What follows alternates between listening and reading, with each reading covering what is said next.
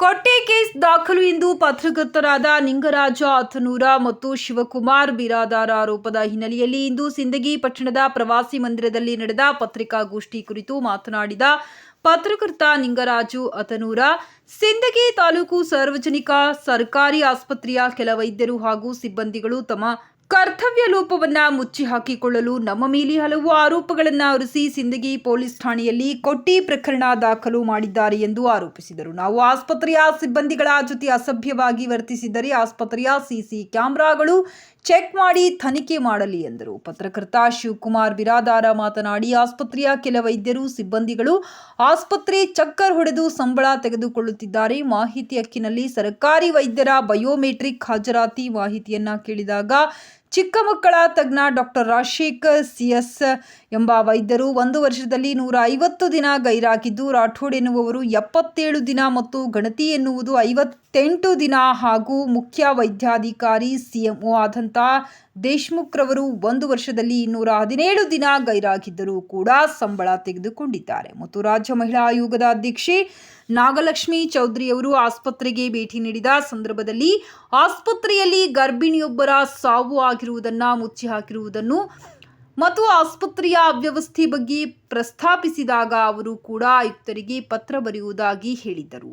ತಮ್ಮ ಮೇಲಿನ ಆರೋಪಗಳನ್ನು ಮುಚ್ಚಿ ಹಾಕಿಕೊಳ್ಳಲು ಹಾಗೂ ಸೂಕ್ತ ತನಿಖೆ ಮಾಡದೆ ನಮ್ಮ ಮೇಲೆ ಕೊಟ್ಟಿ ಪ್ರಕರಣ ದಾಖಲು ಮಾಡಿದ್ದಾರೆ ಎಂದು ಆರೋಪಿಸಿದ್ದರು. 365 ದಿನದಾಗ 220 190 ದಿನ ಅಬ್ಸೆಂಟ್ ಇದ್ದೀರಿ ನೀವು. ಪೇಮೆಂಟ್ ನೋಡು, ಲಕ್ಷಗಟ್ಟಲೆ ಪೇಮೆಂಟ್ ಐತಿ ನಿಮಗೆ. ನೀನು ಕೆಲವೊಬ್ರು ಕೆಲಸ ಮಾಡ್ತೀರಿ, ಒಳಗೆ ಲ್ಯಾಬ್ನಲ್ಲಿ ಕೆಲಸ ಮಾಡಂತವ್ರು 1 ಲ್ಯಾಬ್ ಪರ್ಮಿಷನ್ ಇದ್ರೆ 5 ಲ್ಯಾಬ್ ನಡೆಸ್ತೀರಿ ತಾಲೂಕಿನಾಗ. ಹೇಳೋದೆಲ್ಲ ಆಚಾರ, ಮನೆ ಮುಂದೆ ಬೃಂದಾವನಾಗತ್ತೆ ಎಲ್ಲ ಮಾಡ್ತೀರಿ. ಗೊತ್ತಿಲ್ದರೆ ಇರೋಂಥ ಸಿಬ್ಬಂದಿಗಳು ಕರ್ಕೊಂಡು ಬಂದು ಕಿಸಿನ ನೀವು ನಕಲಿ ಪತ್ರಕರ್ತರು. ಯಾರು ನಕಲಿ ಪತ್ರಕರ್ತರು? ನಿಮ್ಮ ಮೇಲೆ ಪ್ರಕರಣ ದಾಖಲಾಗಬೇಕಪ್ಪ ಅಂದ್ರೆ ಕಾಣದ ಕೈಗಳು ಕೈವಾಡ ಇದೆ, ರಾಜಕೀಯ ಪ್ರೆಷರ್ಲಿಂದ FR ಮಾಡಿದ್ದಾರೆ ಅಂತೇಳಿ ಮಾತಾಡ್ತಾ ಇದ್ದಾರೆ ಜನ. ಅದಕ್ಕೆ ನೀವೇನು ಹೇಳ್ತೀರಿ?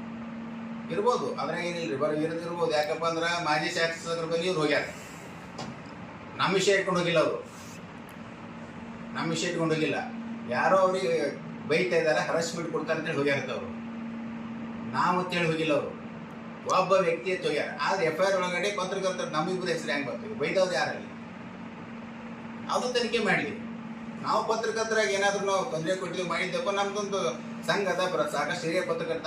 ಅವ್ರಿಗೆ ಕೇಳಿದ್ರೆ ಹೇಳ್ತಿದ್ರಲ್ಲ. ಇಲ್ಲ, ಮಹಿಳಾ ಆಗೋದ ಅಧ್ಯಕ್ಷರು ಬಂದಾಗ, ಮೇಡಮ್ ನಮಗೆ 3 ತಿಂಗಳು ಹರಾಸ್ಮೆಂಟ್ ಕೊಡಕತ್ತಾರೆ ಇವ್ರು ಪತ್ರಕರ್ತರಾಗಿ, ಹಿಂಗಿಂಗೆ ಮಾಡಕತ್ತಾರೆ, ನಮ್ಗೆ ಡ್ಯೂಟಿ ಮಾಡಕ್ಕೆ ಆಗ್ಲತ್ತ ಅವ್ರ ಮುಂದೆ ಹೇಳಬೇಕಿತ್ತು. ನೀವು ಸರಿಯಾಗಿ ಡ್ಯೂಟಿ ಮಾಡಲ್ಲ, ಟಾಯ್ಲೆಟ್ ಕ್ಲೀನ್ ಇಲ್ಲ, ಸಿಂದಗಿ ಸರ್ಕಾರ ವರ್ಷ ಏನಿಲ್ಲ, ಒಬ್ಬ ಆಯೋಗದ ಅಧ್ಯಕ್ಷ ಹೇಳೋತ್ತೆ ತಲೆ ಡೊಗ್ಗಿಸ್ಕೊಂಡು ನಿಂತಿದ್ರಿ.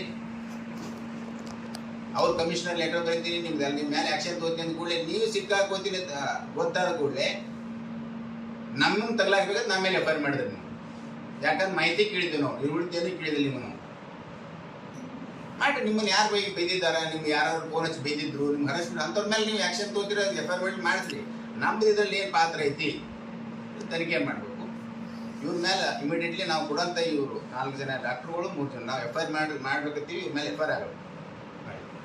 ಕೊಟ್ಟಿ ಪ್ರಕರಣ ದಾಖಲಾಗಿದೆ, ಪೊಲೀಸರು ತನಿಖೆ ಮಾಡಲಾರ್ದ ಪ್ರಕರಣ ದಾಖಲು ಮಾಡ್ಯಾರ ಅಂತೇಳಿ ನಿಮ್ಮ ಆರೋಪ. ಹೌದು. ಇದಕ್ಕೇನಾದರೂ ಪೊಲೀಸ್ ವರಿಷ್ಠಾಧಿಕಾರಿಗೆ ಏನಾದ್ರು ಗಮನಕ್ಕೆ ತೊಗೊಂಡು ಇವಾಗ ನಿನ್ನೆ PSI ಕೇಳಿದ್ದೀವಿ ನಾವು. ಇನ್ನೊಂದ್ಸರಿ ಇಲ್ಲ, ಜಿಲ್ಲಾ ಪೊಲೀಸ್ ವರಿಷ್ಠಾಧಿಕಾರಿಗೆ ಏನಾದ್ರು ಭೇಟಿಯಾಗಿ ಪತ್ರಕರ್ತರ ಸಂಘದಿಂದ ಏನಾದರೂ ಏನು ಮಾಡಿ ಅದು ಮುಂದಿನ ದಿನಗಳಲ್ಲಿ ಏನು ಮಾಡ್ಬೇಕಂತೇಳಿ ಕಂಪ್ಲೇಂಟ್ ತೊಳಿಕಪ್ಪ ಅಂದ್ರೆ ಮತ್ತೆ ಕಂಪ್ಲೇಂಟ್ ಅವ್ರ ಕಾನೂನು ಸಾಕಷ್ಟು ದೊಡ್ಡದು ಇದು ಐತಿ ಕಾನೂನು. ಇವ್ರು ತಗೊಳ್ಳೋದ್ ಕೂಡ ಅಷ್ಟೇ ಬಿಡೋಕ್ಕಾಗಲ್ಲ.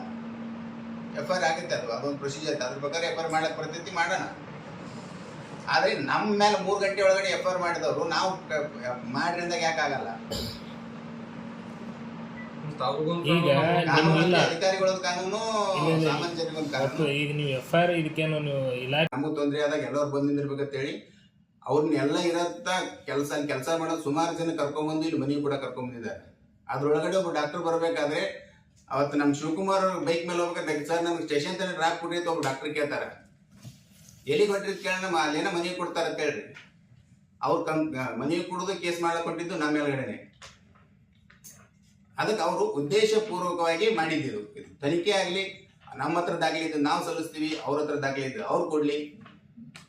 ಯಾಕಂದ್ರೆ ಇದು ಒಂದಲ್ಲ, ಇದು ನಾವು ಪತ್ರಕರ್ತ ನಾವು ದನಿ ಎತ್ತಲಿಲ್ಲ ಅಂದ್ರೆ ನಾವು ಸತ್ಯ ಒಪ್ಕೊಂಡಂಗೆ ಇಲ್ಲೇ ಆಕೈತಿ. ನಾಳೆ ಇನ್ನೊಬ್ರು ಪತ್ರಕರ್ತ ಬೇರೆ ಇಲಾಖೆ ಹೋದ್ರಪ್ಪ ಅಂದ್ರೆ ಅವ್ರನ್ನೂ ಈ ಥರ ಮಾಡ್ಲತ್ತೇನು ಆತೈತಿ. ಅದ್ರಗೋಸ್ಕರ ನಾವು ಪತ್ರಿಕಾಗೋಷ್ಠಿ ಕರೆದಿದ್ದು. ಸತ್ಯ ಇಷ್ಟ ಐತಿ. ಈಗ ನಾವು ಅವ್ರ ಮೇಲ್ಗಡೆ ಕೌಂಟರ್ ಕೇಸ್ ಮಾಡ್ಬೇಕಂತ ಹೇಳಿ ನೀನು ಹೋಗಿವಿ, ಅವ್ರು ಮಾಡ್ಕೊಂಡಿಲ್ಲ. ಇಲ್ಲ ನೀವು ಮುಂದೆ ಅವ್ರ ಮೇಲೆ ಮಾನನಷ್ಟ ಮೊಕದ್ದಮೆ ಹಾಕ್ರಿ. ಅದು ಯಾವಾಗ ಮಾನನಷ್ಟ ಮೊಕದ್ದಮೆ ಎಷ್ಟು ವರ್ಷಕ್ಕೆ ಕೇಸ್ ಬರ್ತೋ ಅದು ಬೇಕಾಗಿಲ್ಲ. ಸದ್ಯಕ್ಕೆ PSI ಸಾಹೇಬರು ನಮ್ಮ ಕಡೆಯಿಂದ ಒಂದು ಕೇಸ್ ತಗೊಳ್ಳಿ. ಇಲ್ಲ ಕೇಸ್ ತಗೊಳ್ಳಲ್ಲ ಆಗಲ್ಲಪ್ಪ ಅಂದ್ರೆ ಮತ್ತೆ ಯಾವ ಕಡೆಯಿಂದ FIR ಮಾಡಬೇಕು ಅದು ಆಗೋಂಗೆ ಆಕೈತಿ. ಕಾನೂನು ಯಾಕಂದ್ರೆ ದೊಡ್ಡದೈತಿ, ಅದ್ರ ಪ್ರಕಾರ ಕಾನೂನು ಆಗೈತಿ.